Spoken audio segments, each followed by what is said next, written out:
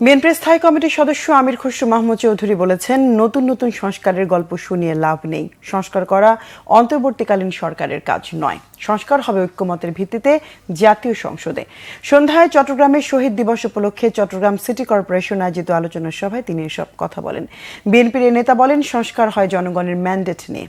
অন্তর্বর্তী সরকার বিভিন্ন সংস্কার কমিশন করেছে, সেটাই যথেষ্ট।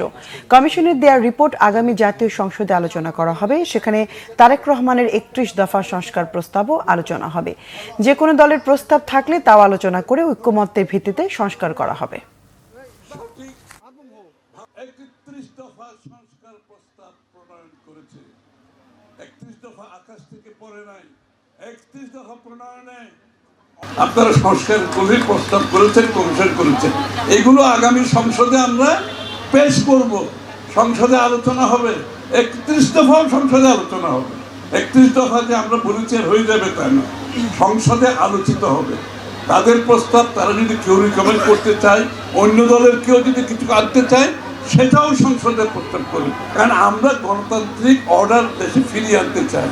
জনগণের চিন্তার প্রতিফলন রাষ্ট্র পরিচালনায় দৈনন্দিন জীবনে আপনাকে করতে হবে।